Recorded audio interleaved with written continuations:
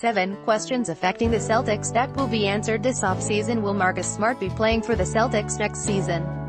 Commentary: the Celtics are primed to make a run at the 2019 NBA championship.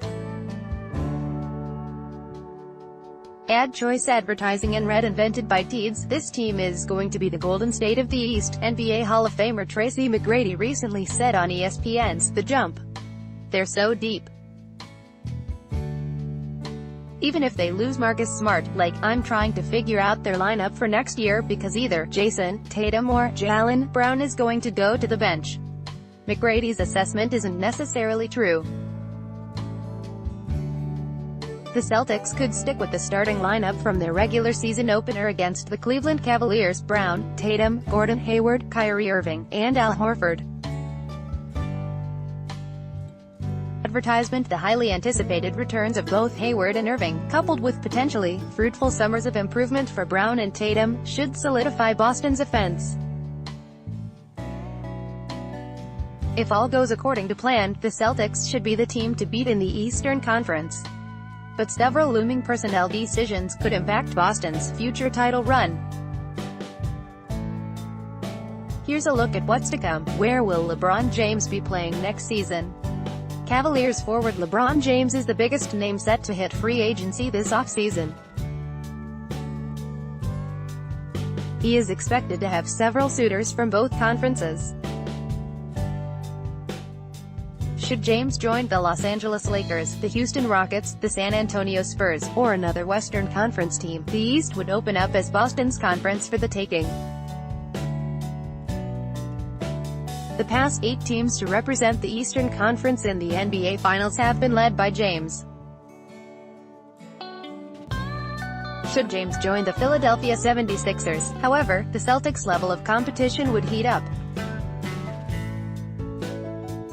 The Sixers own 6 picks in the 2018 NBA draft and already have 2 of the league's biggest superstars, center Joel Embiid and point guard Ben Simmons, on their roster. Adding James to that mix would make Philadelphia quite a formidable threat. Although Boston, without Hayward and Irving, bested Philly in 5 games this postseason, that outcome is by no means a lock next year. Advertisement: there, of course, are also rumblings that James could be coming to none other than Boston, a scenario that would present several questions, namely what would the Celtics have to give up to acquire him? And how would Irving feel about playing with James again? It seems unlikely the Celtics will uproot all that they've built to pursue an aging superstar, but then again, it's LeBron James. Wherever James ends up playing, even if he stays in Cleveland, the team will be a championship contender.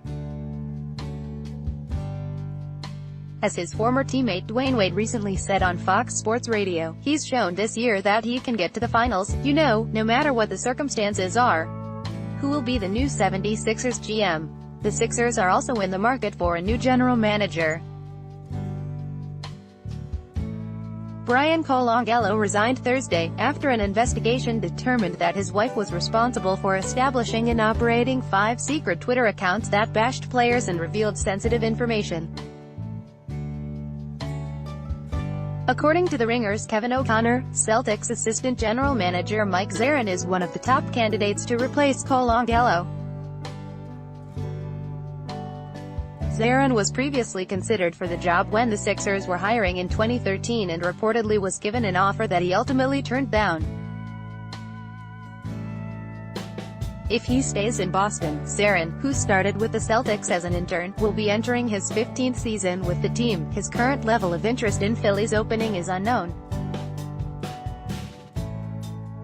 O'Connor also named former Cavaliers GM David Griffin as a top candidate. Hiring Griffin would presumably bust the 76ers' chances of landing James, given the pair's positive working relationship. James reportedly was not happy when Cavs owner Don Gilbert failed to reach a new contract agreement with Griffin in 2017. Advertisement: other options to replace Colangelo include 2 internal possibilities: Mark Eversley, Vice President of Player Personnel, and Ned Cohen, Associate Vice President and Chief of Staff. A promotion would obviously have minimal impact on the Celtics. Will the Celtics move up in the NBA draft? The Celtics currently hold the 27th pick in the 2018 NBA draft. If the Celtics stand pat with no 27, Director of Player Personnel Austin Ainge said the team has narrowed down their list of leading candidates to 10 prospects. He said the team has worked out 50 to 60 players but did not name any players in a softly finalized group, or mention whether the team is leaning toward keeping the pick. The decision to move up could come as late as draft day, June 21st.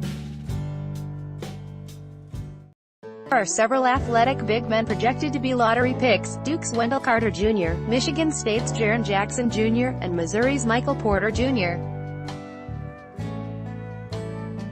who could address one of the growing areas of need for the Celtics.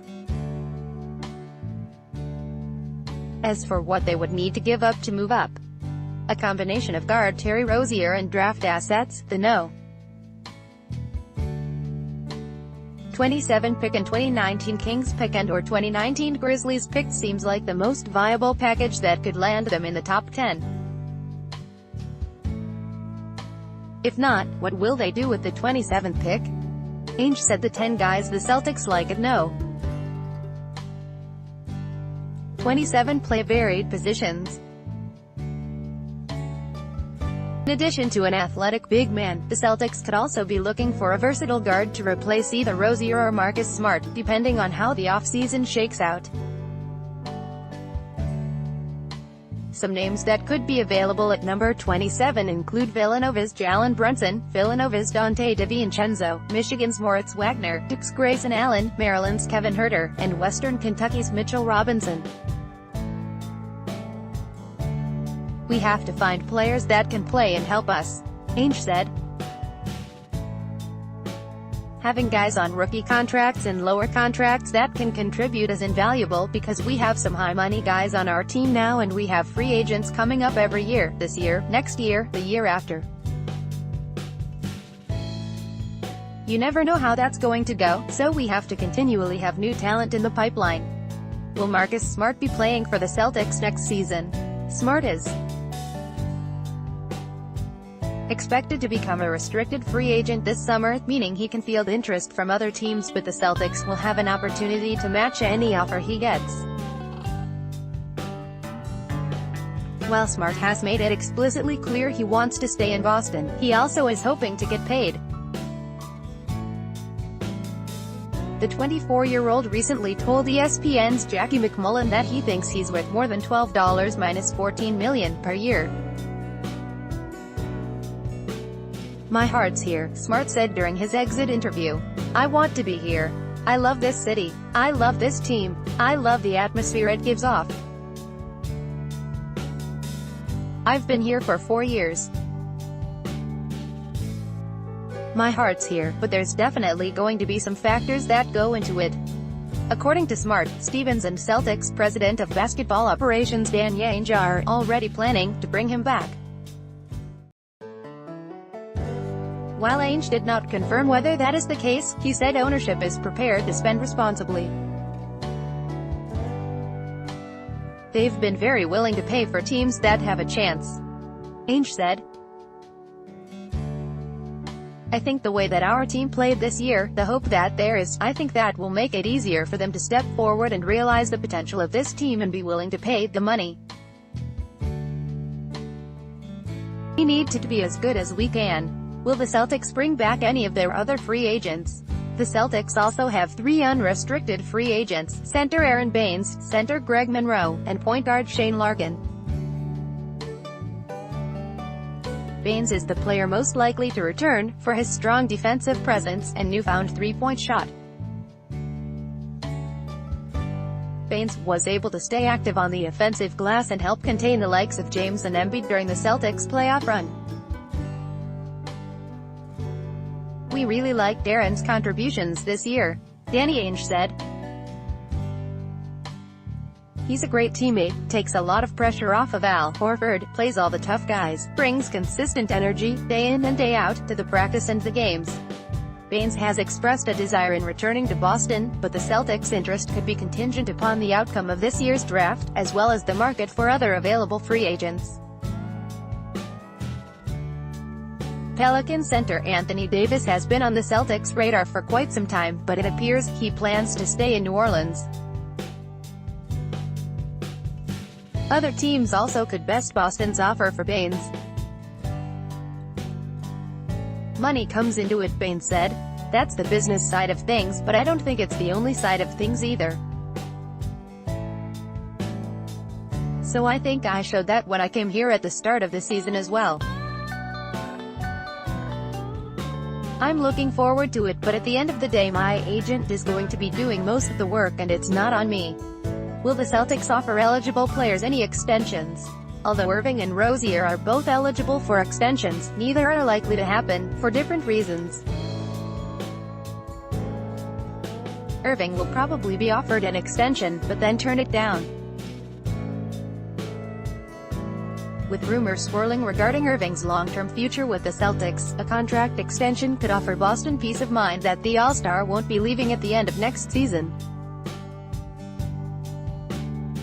In accepting it, however, Irving would be leaving a lot of money on the table. It's not necessarily a red flag if Irving declines the extension. Like most players, probably just wants to get paid. Rozier, on the other hand, is unlikely to be offered his rookie extension. The Celtics could offer the 24-year-old a new contract so he doesn't hit restricted free agency next season, but will probably want to keep him available as in trade piece. By Taboola sponsored links promoted links you may like Save70.com flights in Singapore at ridiculously low price Save70.com Mundo for Opki 27 spectacular photos of Earth by NASA for Opki Endo Babel. This app will have you speaking a new language in 3 weeks. Babel Undo family-minded, most family-friendly dog breeds. Family-minded Undo Blinkist 5 books that will change your life. Blinkist Undwa fashionable 10 great dresses for formal of any fashionable Undo.